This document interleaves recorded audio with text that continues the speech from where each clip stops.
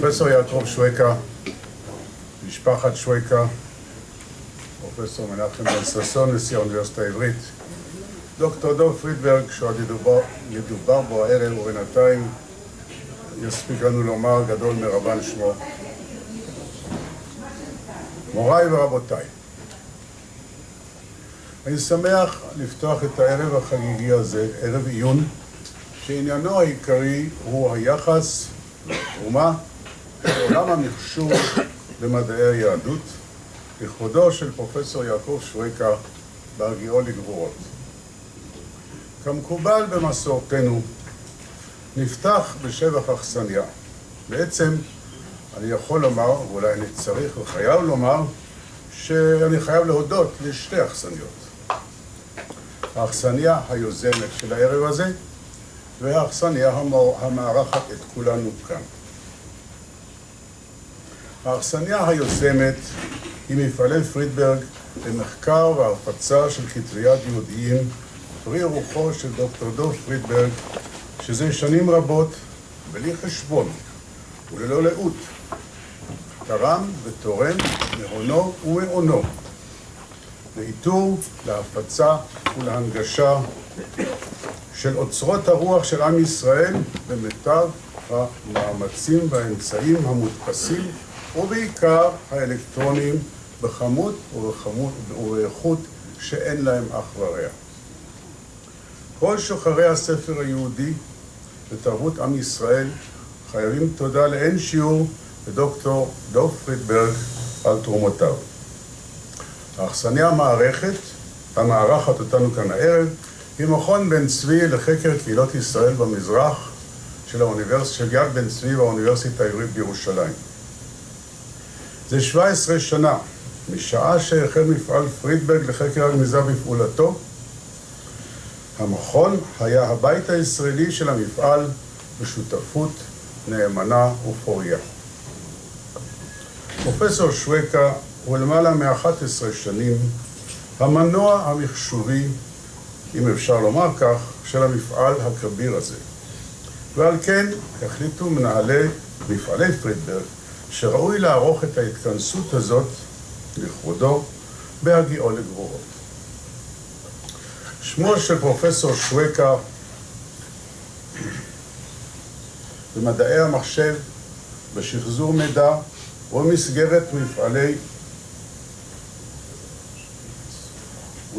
מפעלי פרידברג בהישגים נוספים בתחומים רבים הולך לפניו.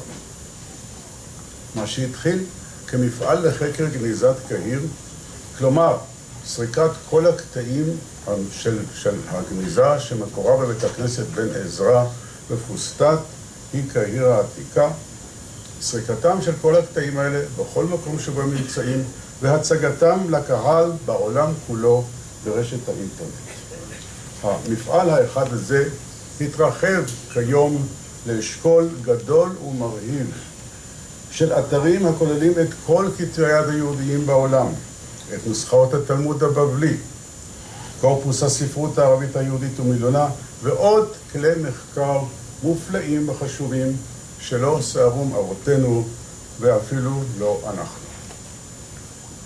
כיום הכל יודעים את חשיבותם של אמצעים אלקטרוניים למחקר במדעי הרוח.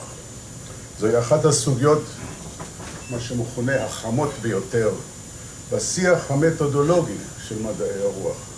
וכמו בכל שדות הידע, שבהם יש לכל שדה ושדה, מאפייניו המיוחדים לו, מצד החומרים המיועדים למחקר, מצד קהיליית החוקרים העוסקים בו, ואף מצד המשתמשים במחקרים הללו, כך בוודאי הדבר במדעי היהדות.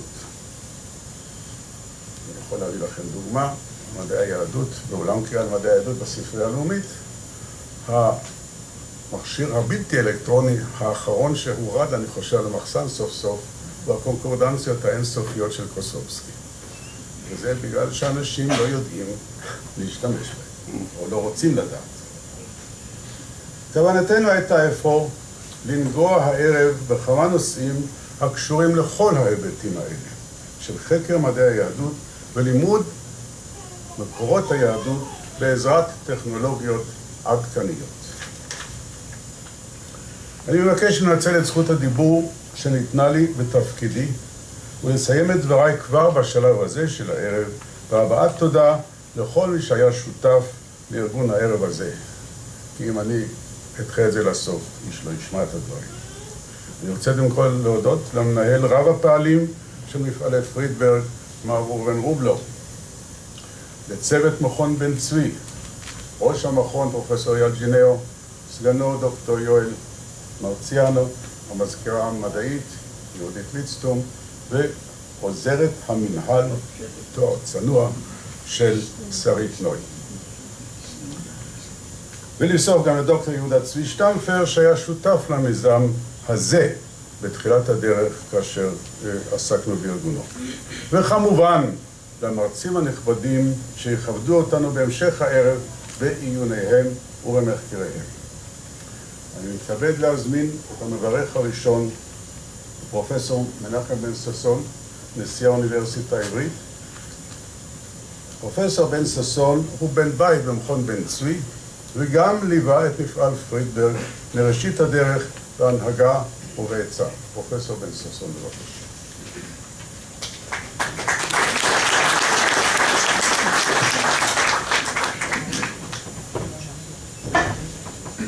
שרה ויעקב ו6 ילדים וילדיהם ושתי בנות. 6 בנים ו2 בנות. לא לקפח. כשנכנסה הילדה אמרתי שאם היא הייתה הולכת לאיבוד, הייתי מיד מחזיר אותה למקום הנכון. דיוקן פניו של יעקב יש לה. דוב, ראובן, חגי. אני מרשה לעצמי לפנות בשפה הזו ובלי התארים. סטפן, אנשים שכולנו התחנכנו לאורם במשך שנים בחקר הגניזה בדור הזה. ונמצאים פה חברים מחקר המחשב. יעקב, עשית את הדבר, ולא רק בחקר הגניזה, שהוא היה חלום של אנשים מדורות, והפכת אותו לכלי שכל אחד משתמש בו, והוא כל כך פשוט, שכבר לא צריך סיני, מספיק בו קררים. אבל הרי הכל צריכים למרא דחיתא, ואי אפשר בלעדיו, ושכחנו להודות לו הרבה פעמים. הדמות נעלמת. הבקיאות היא כבר לא מעלה. כן, נשארים עם הקונקורדנציה של קוסובסקי, כי בשבת כשאתה מוכרח לדעת איזשהו דבר, אתה צריך ללכת לארון ולמצוא, אבל חגי צודק. אבל אין יום שכל מי שיושב פה בחדר לא חייב לומר תודה לפרופסור יעקב שווקה, החל מקהילת המודיעין, הלוואי שהייתי יודע למה הם חייבים לו תודה, אבל הם אומרים את זה. עבור למורה העברית, דרך מתח, כן מוצלח או לא מוצלח המפעל, אבל אי אפשר בלעדיו, אתה עושה בהחווה מנוי שהוא לא יקר ואתה משתמש. ואתה אומר תודה, כי אתה יודע למי אתה חייב אותה. אבל פרויקט השו"ת הפך להיות לא רק יתד ופינה לשו"ת, אלא לכל מי שמעוניין להחזר מידע. וכשגוגל ילך למפעל הגדול שלו, והוא ידע לשים את כל ספרי העולם במקום אחד, הרי המנועים, דרך החיפוש, סודות חיפוש השורשים, היכולת להגיע לאלגוריתם הנכון, הוא בידיך, יעקב, ואתה כל פעם חוזר ומלמד אותנו, וגם אותי בכלל זה, שום עבודה לא נעשית על ידי אדם אחד.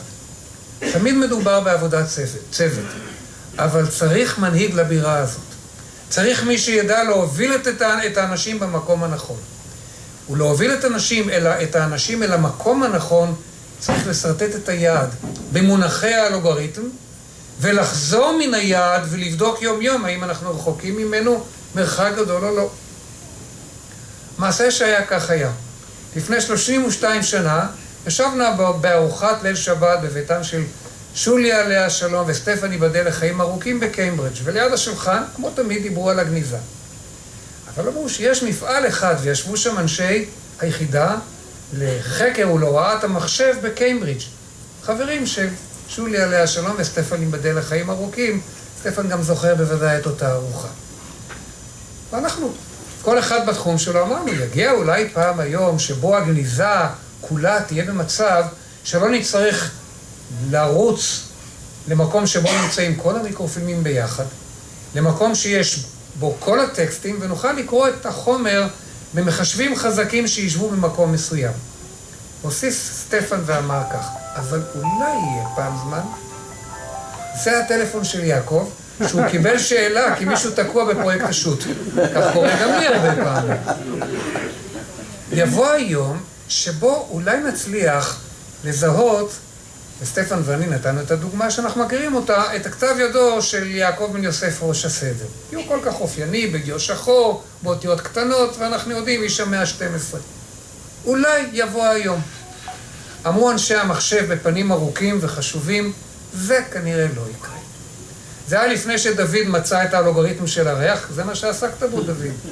או לפני שאחרים עשו באלגוריתמים אחרים, והסתבר שככל, אלגוריתמים, שככל שעובר הזמן, דברים שהיו בלתי אפשריים במובן האמיתי, הם אפשריים.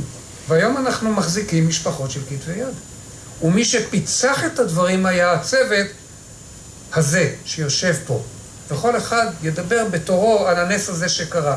כי נסים מתחוללים על ידי בני אדם.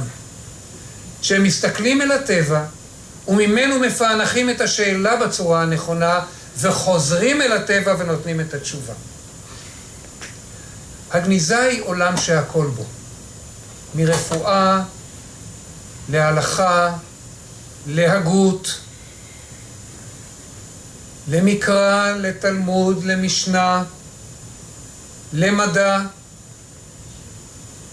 והעולם הזה נמצא כולו בידיך, יעקב. לא התאפקת אף פעם, ותמיד הסתקרנת מה קורה מאחורי הטקסט. כבר שמענו סמינרים של יעקב על נושא אחד ונושא שני, שנראה היה לנו שהם עניינו הייחודי של פלוני אלמוני, מילונאות. הגות, פרשנות שהוא עוסק בה, כשעוסקים ברב סעדיה גאון. אבל לא הסתכלתם מי יושב בחדר. יושבים בחדר האנשים שמשקפים בעבודתם את עולמות הגניזה, או עולמות הגניזות, כי יש יותר מגניזה אחת. הלשונאים, אנשי ההגות, אנשי הפרשנות, אנשי ההיסטוריה. נמצאים פה גם אנשי המחשב והמתמטיקה, וכולנו יחד באנו, ואני כאיש האוניברסיטה העברית היום, ולא כמי שעסק בתחום הזה, לומר תודה. כי בכל עת שאדם יבקש לחזור אל המקורות, הנחת אותם בצורה שכל כך נוח לחזור אליהם. וכל כך פשוט לחזור אליהם, ואם נדמה לנו ששכחנו את משנתנו מדי פעם, אנחנו מקבלים תזכורת על ידי מפעל פרידברג. תפתחו שוב את האתר, תראו כמה נוח לעבוד בו. יעקב, עולמות הגניזות יושבים פה לפניך ומודים.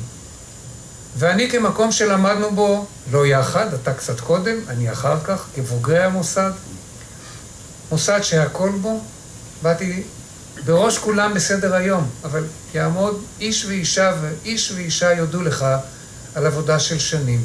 תודה רבה לך על העבודה, לשנים ארוכות שתמשיך לעזור לנו, ואתה תעזור לנו. ולכל מי שמשמש כמנוע עזר, כדי שהגאונות הזאת תצא לפועל כולנו, תודה רבה, ואין זמן מתאים יותר מאשר היום שבין ראש חודש סיוון לבין יום מתן תורה, כדי לעסוק ב70 הפנים שלה בכל השפות, הן השפות והן המחשב. תודה.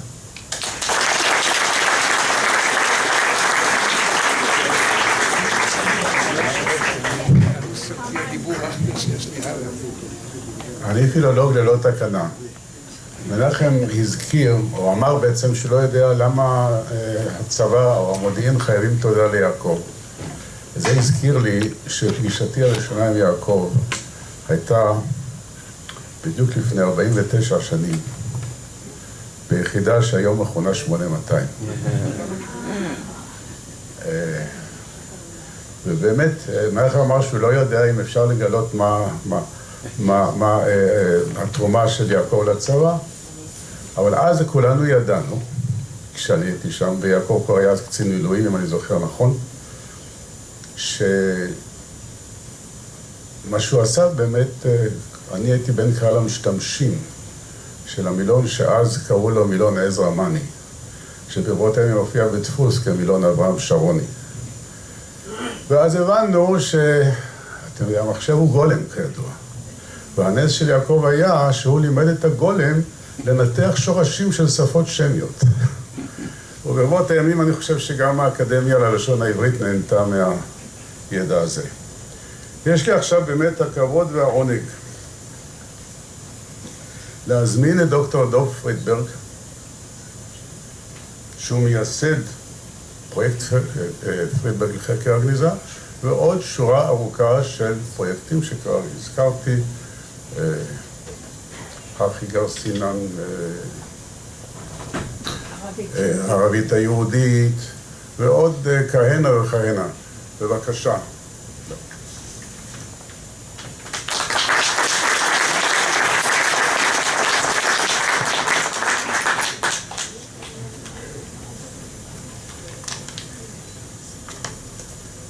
I'm going to change languages.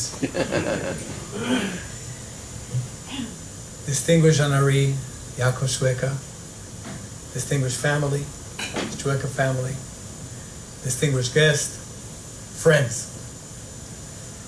It's an honor and privilege to address this august body of scholars who have come together to acknowledge the extraordinary contribution that Yaakov Shweka has made to Jewish scholarship and culture. It's not for me to mention the obvious, the availability of precious textual witnesses to our most important rabbinic works,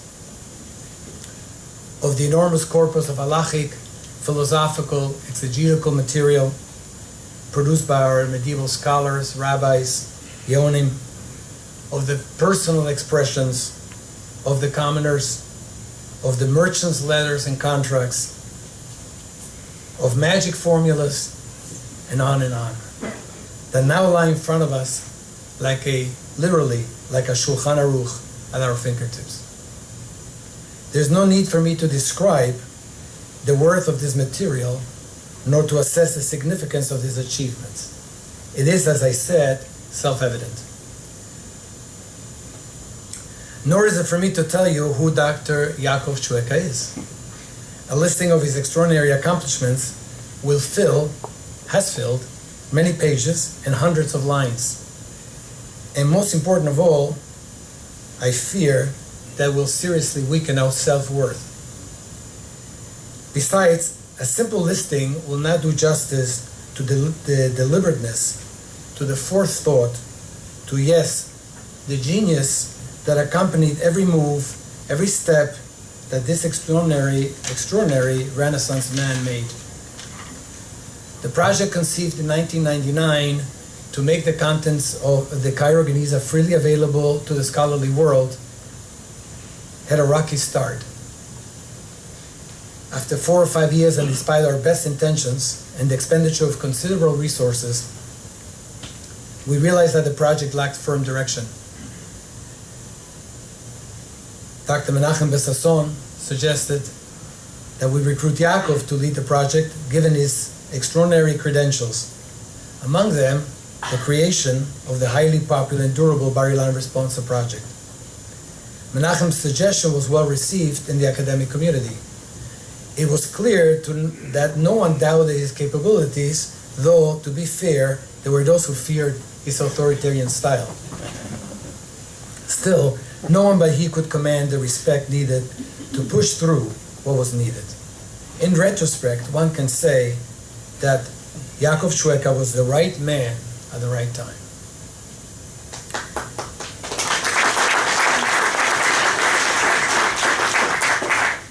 He recognized that the shelf marks would become the foundations of the system and went on to build on those foundations with an uncommon discipline and focus. Nothing stood in the way of his indomitable will. One of his most important early breakthroughs resided in incorporating into the system the great Geniza catalogs, a task that had previously been judged impossible to do. Typical of his work, the edifice was imprinted with mathematical elegance and aesthetics. With the help of the never-tiring Reb Reuven Rubelo and the extraordinarily dedicated and capable staff, he completed the work on time, an unheard of achievement in the academic world. let me add here one of the most memorable recollections of the periodic exchanges that Yaakov and I have had over the years. It was just as Yaakov came aboard to run the project. I met him in the lobby of one of the Jerusalem hotels. You may remember this. We sat for a cup of tea and some delicacies.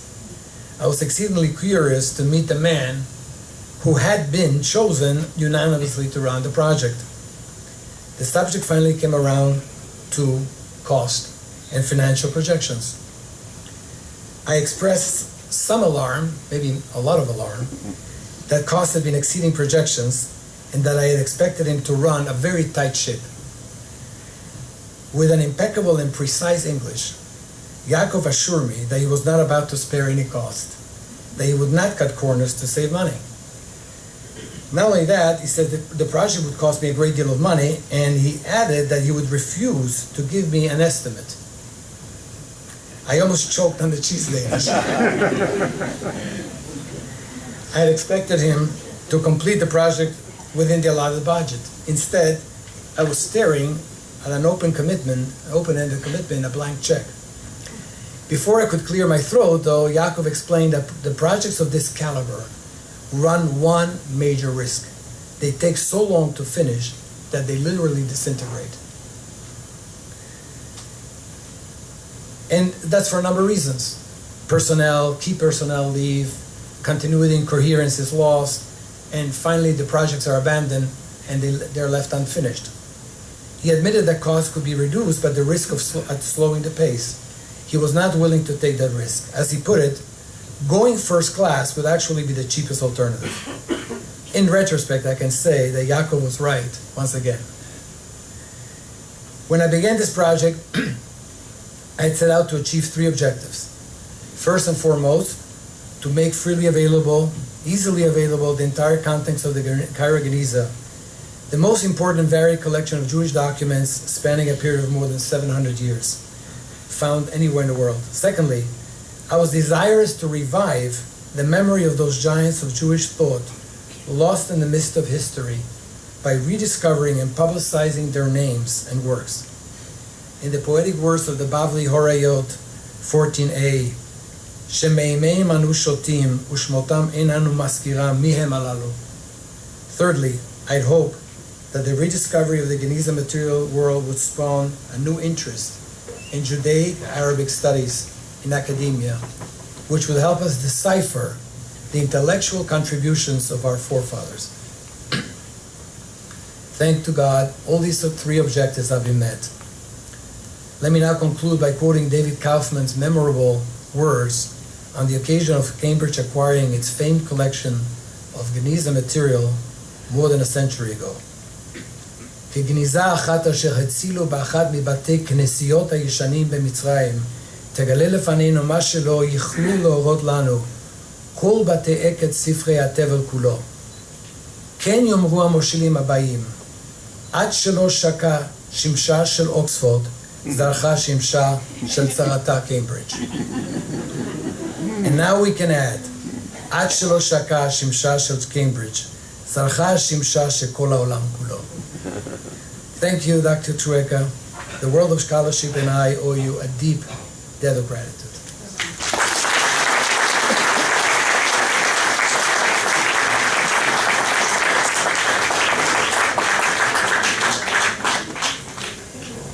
תודה רבה לדוקטור פרידברג. ועכשיו אני רוצה להזכיר וללכת לקרוא את הדברים שהוא אמר. עד שלא שקעה שמשה של הגניזה, עולה עכשיו שמשה או שמשו של הפרויקט הגדול של כל כתבי היד היהודיים בעולם, וכאן נכנס שותף חדש למגרש, הספרייה הלאומית, שגם זה חידוש עצום, שבכל זאת הספרייה הלאומית היא היום בעצם מוסד המחקר המרכזי של מדינת ישראל ועם ישראל. זאת שותפות נהדרת, וכולנו מצפים לראות על מצגי המחשבים שלנו את כל כתבי היד היהודיים בעולם. ועכשיו תם סבב הברכות. הייתי מציע לכאורה שהמרצים יעלו וישבו כאן וגם הכינו להם כיסאות, אלא שמבטיחים לנו מצגות. ומצגות אפשר לראות רק משם ולא מפה. ולכן אנחנו נזמין את המרצים אחד-אחד. יש לי הכבוד להזמין את המרצה הראשון, פרופסור נחום דרשוביץ, מבית הספר למדעי המחשב באוניברסיטת תל אביב. פרופסור דרשוביץ וקבוצת עמיתים באוניברסיטת תל אביב, בית הספר למדעי המחשב, שותפים מזה שנים להמצאות חדשות, שיש להם עניין רב בהישגי מפעל פרידברג, וגם, ואולי בעיקר, במחשוב ומחקר במדעי היהדות בכלל. פרופסור דרשוביץ ירצה על תרומתו של פרופסור שווקה לשילוב הדיגיטציה במדעי היהדות. בבקשה.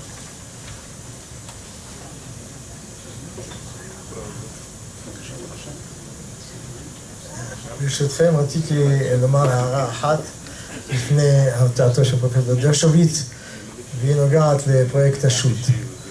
אני רוצה לציין שאת פרויקט השו"ת ייסד פרופסור אביעזרי פרנקל, אז במכון ויצמן. הוא עמד בראשו מספר שנים וקבע את הקו המנחה שלו, עד שהצטרפתי אליו מהר מאוד, ואחר כך הייתי ראש הפרויקט במשך 12 שנה. אבל יש להודות לאביעזרי שהוא בעצם שייסד את הפרויקט והיה לו את התוכנית הראשונית איך לבצע אותו, והוא היום בינינו, נמצא איתנו כאן, והוא בן פז שנים. אני מבקש מכולם לעמוד, בבקשה לעמוד ולתת את הכבוד לפרופסור פרנקל על פעולו החשוב, ולאחל לו רוב שנים באריכות ימים ובריאות טובה מעכשיו ועד עולם. תודה רבה וסליחה על ההפרעה.